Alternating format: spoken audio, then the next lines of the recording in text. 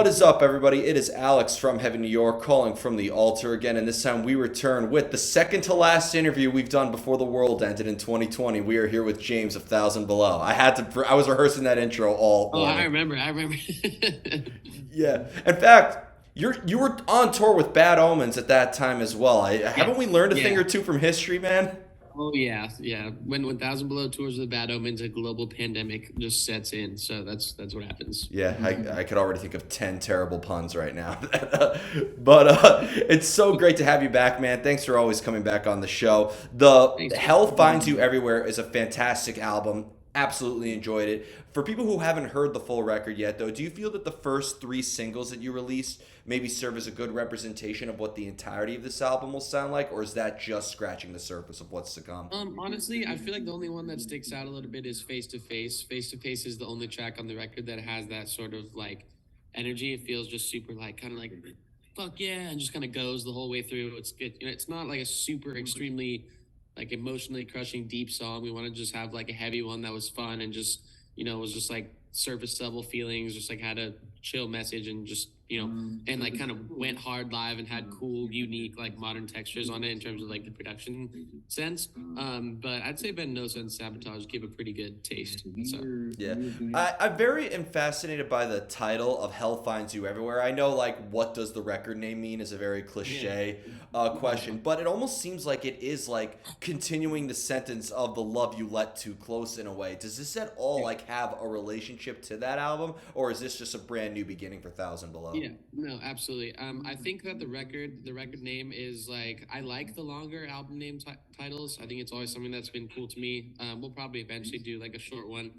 Um, but I just felt I don't know what I do is when I'm setting up an album organization thing to like come up with song names and whatnot. I have the album name first, and then I build the record under that, if that makes sense. So I came up with that album title before we had even started in at all, and I was picking between two album titles. And then once we started working on music, I showed it to my band, and they're like, "Oh, we like that way better than the other one." So I was like, "Cool, that's the one I like better as well." Were you entering the making of this album with a preconceived vision, or was this because as we talked about the other two times, I've always thought that your music was on a fairly experimental side, ranging between like post-hardcore and pop punk in a way. Yeah. Were you like, was there a preconceived vision, or was this a very roll of the dice songwriting process? The only thing we wanted to encapsulate was like the usual feelings of just like the things that you struggle with in life, like just like loss, grief, substance abuse, like mental health stuff. But then how the pandemic sort of like put all that stuff under a microscope in our lives and just made it like 10 times harder to deal with. And that was a big thing. So we didn't want the record to be like about the pandemic. Like, those type of subjects aren't like specifically mentioned at all. But it just talked about how being like trapped inside made all those things like a lot worse and being brought out like different sides of those feelings. Yeah. But that's what it's What about. Well, and whether we like it or not, the pandemic made an impact on all of our lives. And one of the Exactly. first memories I have going into the pandemic, I remember interviewing you at the Kingsland, and I remember like you had to like understandably run a few minutes late for the interview. You had like a band meeting, and you were like saying, "Yeah, sorry about that. We're just having a meeting with this COVID thing going on, and we have our European tour. We're just kind of working about that." And Yeah, I was like, yeah, which got canceled. yeah, yeah. Well, hey, and right when you announced that, I was like, oh, so that's what's going to end up happening with the tour. I knew that, but Yeah, like, it almost seemed like that there was sort of like an omen in a way. So Thousand Below is going to be a band I always associate with my pandemic there elements. you And the go. other reason why, well, and I mean this as a compliment, because one other reason why is because in addition to this new album, you also released "Let Go of Your Love," which I thought that the acoustic remake of 171XO is a genius acoustic album. When you sort of I wanted to ask about this. When you remade some of your material in a way and bring an acoustic element to it, did that bring a new layer of context or a different type of context to the song than it originally had? We really liked making that song, but the one that really like popped off on the EP was "Let Go of Your Love." Like we ended up actually playing that song live on our headliner, and we did like a kind of half band version of it. So it was like soft in the beginning, and then it would the full band would come in later. but we did kind of realize like, oh, there might be a market for that type of stuff with the band. So we're definitely going to be keep doing those things moving forward. Okay, I remember like when I was listening to that, when like in the streets of New York City there was nobody on the street, so like it sounded like it had like a spooky vibe to something that was very beautiful, I thought. Yeah, I love that EP, man. I had to kind of twist my band's arm to like get them to do that, I guess. But yeah, I'm really really happy that we did.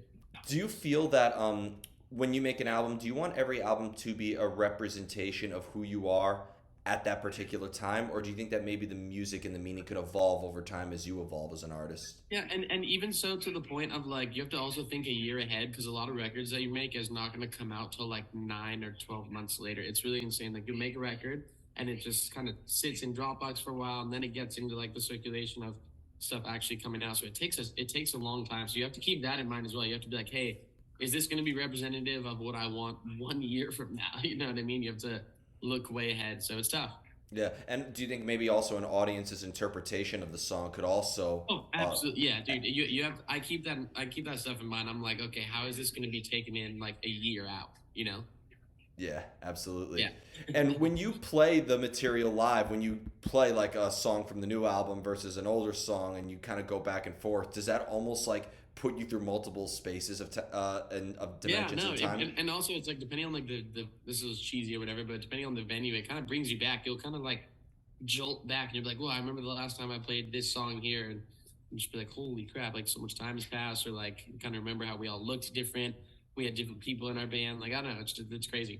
Yeah, and of course, I've also seen you not only play with a variety of different bands, but play in a variety of different venues. First time was at Gramercy Theater, then it was at Kingsland, which was fairly cozy. Yeah, right. Yep. What a place to be right before the pandemic as well. I might say.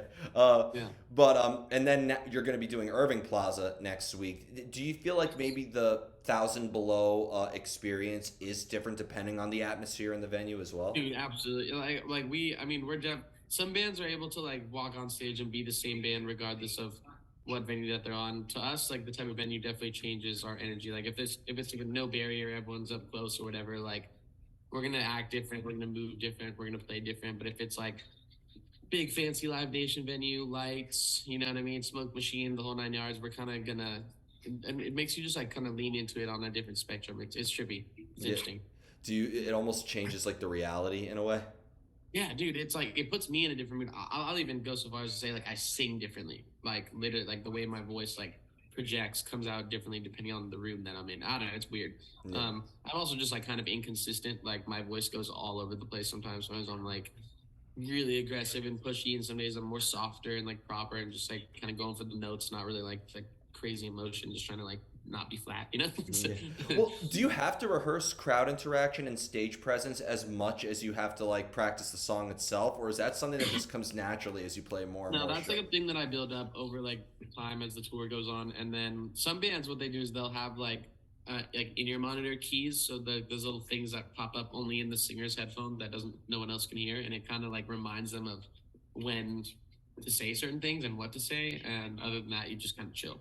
Yeah. But I just kind of figured it out as I go along. Yeah, I do want to say, by the way, I love that we're doing a Zoom at the venue because seeing the people walk around actually makes this it makes it a less depressing Zoom call because it was always being people's homes and like. Oh, there's in the, like hella people around, bro. It's lit up in here. yeah, imagine doing this Zoom call a year and a half ago. People would wonder what the hell's going on. Yeah, everyone's like, oh my god. Yeah. Going back to the songwriting process, though, is it better if everybody in the same band is on the same page emotionally when writing the song in a way, or could all of you being in your own different worlds maybe actually help enhance what makes a Thousand Below song? That was one of the things that made this album different is we produced a lot of it ourselves in our own rooms separately. So like our bass player is an amazing guitarist and he like writes a lot of our stuff. So we have two guitar players working on things like at the same time separately in their own rooms, sending each other stuff and then sending me stuff, and it's interesting. It kind of gives us a lot of room to like experiment and just like mess around and have a good time. But yeah. Yeah. And would it be better if you all feel the same way, or could all of you having different We interpretations? never will. So Ever? it's impossible. Yeah, yeah. Our moods are always like drastically different. The music we're listening to is different. Like our lives are very, very different. we're pretty opposite guys, honestly. So Yeah, but I think that's what adds to the sort of like experimental aspects of a Thousand Below song, right? yeah, Yep. yeah. Yep. No, I think it works in our favor, but sometimes like just like socially, it does end up getting a little complicated sometimes. You know. Yeah, fair enough. And the final question I wanted to ask you is just the usual plug because now you're on this tour, this epic tour right now with Bad Omens, sort of like the long lost part two to the tour. I know, And right? But the way bigger, massive, sold out part too. yeah, who would have thought that like right when the pandemic was happening, right when this started, you were playing the Kingsland with Bad Omens. Like that Yeah. room is Yeah, 100 right? cap. I'm friends with the owner there. The room is Yeah. 100 cap, Yeah. and now Yeah. you're playing two sold out And shows now at it's Irving. like, yeah, however many people fit into Irving Plaza, it's insane, man. It's Crazy. 11. It's 11:50 both nights. There we go. Yeah. There we go. We are here with James of Thousand Below. Be sure to check out Hell Finds You Everywhere. This is Alex from Heavy New York. We'll see you next time.